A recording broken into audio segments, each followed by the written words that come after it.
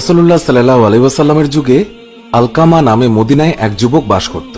সে নামাজ, রোজা এবং সাদগার মাধ্যমে আল্লাহ তাআলার ইবাদত বান্দিগিতে অত্যন্ত অধ্যবসায় সহকারে লিপ্ত থাকত। একবার সে এক কঠিন রোগে আক্রান্ত হলে তার স্ত্রী সাল্লাল্লাহু আলাইহি ওয়াসাল্লামের কাছে খবর পাঠালেন যে আমার স্বামী আলকামা মুমূর্ষু অবস্থায় আছেন। হে রাসূল, আমি আপনাকে তার অবস্থা জানানো জরুরি মনে করছি। রাসূলুল্লাহ সাল্লাল্লাহু আলাইহি ওয়াসাল্লাম তৎক্ষণাৎ হযরত আম্মার, শুআইব ও বিলাল রাদিয়াল্লাহু তাআলা আনহুকে তার কাছে পাঠালেন। তাদেরকে বলে দিলেন যে তোমরা তার কাছে গিয়ে তাকে কালেমায়ে শাহাদাত পড়াও।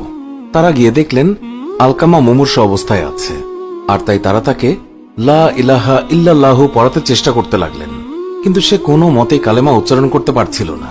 তারা রাসূলুল্লাহ সাল্লাল্লাহু আলাইহি ওয়াসাল্লামের কাছে খবর পাঠালেন যে আলকামার মুখে কালেমা উচ্চারিত হচ্ছে না। যে ব্যক্তি এই সংবাদ নিয়ে এসেছিল তার কাছে রাসূলুল্লাহ সাল্লাল্লাহু আলাইহি ওয়াসাল্লাম জিজ্ঞাসা করলেন, আলকামার পিতামাতার মধ্যে কেউ কি জীবিত আছে? সে বলল, হ্যাঁ রাসূল, তার বৃদ্ধা মাতা কেবল জীবিত আছেন।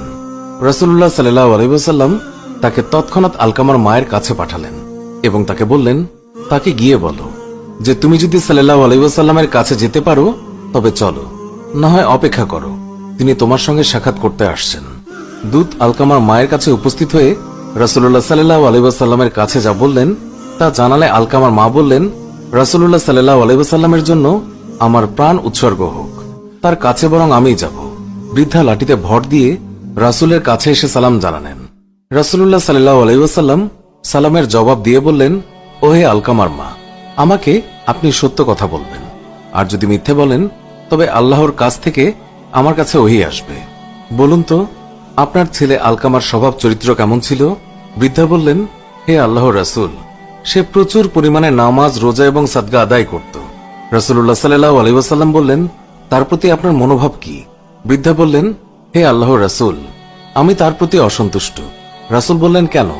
বৃদ্ধা বললেন, সে তার স্ত্রীকে আমার উপর অগ্রাধিকার দিত এবং আমার আদেশ অমান্য করত। রাসূলুল্লাহ সাল্লাল্লাহু আলাইহি ওয়াসাল্লাম বললেন, আলকামার মা অসন্তুষ্ট, তাই কালেমার উচ্চারণে আলকামার জিহ্বা আড়ষ্ট হয়ে গেছে।